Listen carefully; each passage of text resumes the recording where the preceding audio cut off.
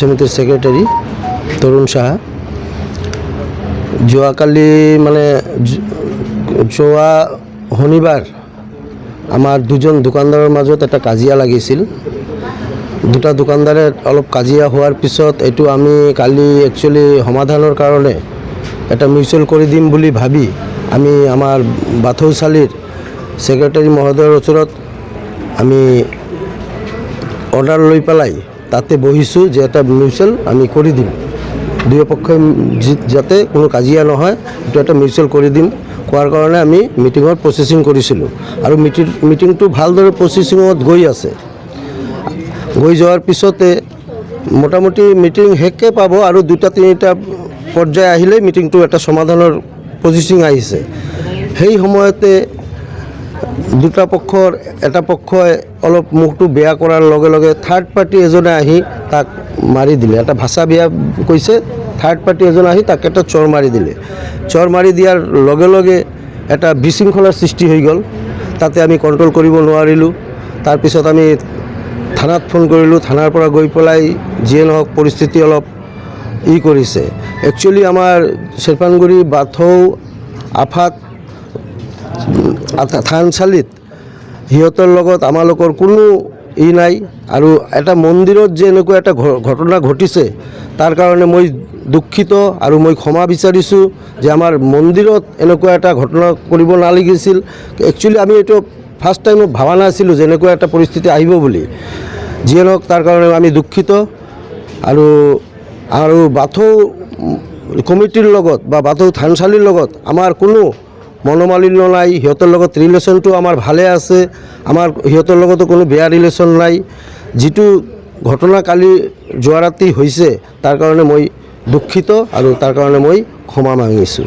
এতিয়া আমাৰ chair table যিটো ভাঙা হৈছে সেইটো আমি ব্যৱসায়ী সমিতিৰ পৰা আমি দুয়োপক্ষ মিলি ক্ষতিপূৰণবিলাক আমি দিম, এইটো আমি স্বীকাৰ কৰিছোঁ।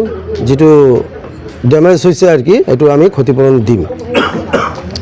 যোৱাকালি 17 ফেব্ৰুৱাৰী 2026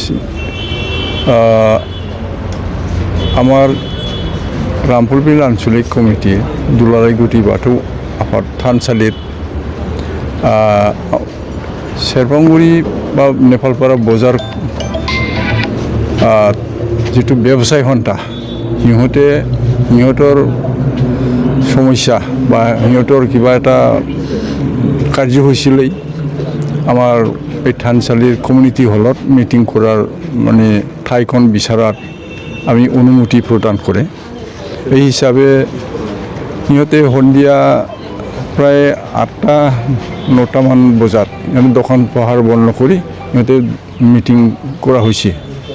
তা আমিতো এই সময়ত সিহঁতক ঠাইখন এৰি থৈ গ'ল। তাৰপিছত শুনিলোঁ যে ইয়াত ঘটনা এটা হৈ গ'ল। ঘটনাটো হ'ল সিহঁতে নিজৰ মাজত কিবা বাক বিখণ্ডা কাজিয়া পেচাল হৈ অলপ চেয়াৰ টেবুল চুৰমাৰ লণ্ডভণ্ড মানে ভাঙি দিয়া হৈছে। তো ইয়াৰ ক্ষেত্ৰত আমি অলপ দুখ প্ৰকাশ কৰিছোঁ যে আমাৰ পবিত্ৰ আমাৰ বাথৌ থানচালিত কিয় এনেকুৱা ঘটনা হ'ব লাগে। ইয়াত সিহঁতে এতিয়া আমি ফুৱাত আহি সিহঁতৰ লগত লগ ধৰি সোধাত সিহঁতে থানাত আহি এই ঘটনাবিলাক থানাৰ ইনফৰমেশ্যন দিয়াত থানাৰ পৰা গৈ উপস্থিত হৈছে আমাৰ থানচালিত। থানচালিৰ পৰা ইহঁতৰ 2 ফিটৰ কাজিয়া পেচাল হোৱা এই 2 ফিটৰ ইয়াক লৈ আহিছোঁ আলোচনাৰ কাৰণে। আৰু আমাৰ থানচালিৰ কৰ্তৃপক্ষ বৈষয়িকসকলক মাতি আনিছে। তো ইয়াত আলোচনা কৰি আমাৰ থানচালি কমিটিৰ পৰা আমি যিখিনি বয় বস্তু ক্ষতি হৈছে এইবিলাক আমাক ক্ষতিপূৰণ লাগে আৰু আমাৰ এতিয়া যে আমাৰ বাথৌ মন্দিৰ যিটো পবিত্ৰ এইটো ভাইৰেল হৈ গ'ল যে এই ভাইৰেল হোৱাৰ কাৰণে এই 2 ফুটৰ যিটো কাজিয়া ফেচাল হৈছে সিহঁতে ক্ষমা মাগিব লাগে আৰু এই মিডিয়াত সিহঁতে ভালকৈ স্পষ্ট কৰি দিব লাগে যে বাথৌ মন্দিৰৰ কোনো এই কমিটিৰ লগত বা বাথৌ ধৰ্মৰ লগত কোনো এই হোৱা নাই, কাজিয়া ফেচাল হোৱা নাই। আমাৰ মাজতে ব্যৱসায় সন্থাত অলপ বিজনেছৰ ক্ষেত্ৰত অলপ কাজিয়া ফেচাল হৈছিল, সেইটো লৈহে আমি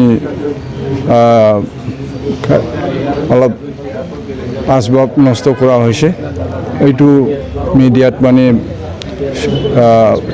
বিতংভাৱে প্ৰচাৰ কৰি দিব লাগে, স্পষ্ট কৰি দিব লাগে আৰু কি এইখিনি আলোচনা কৰা হ'ল।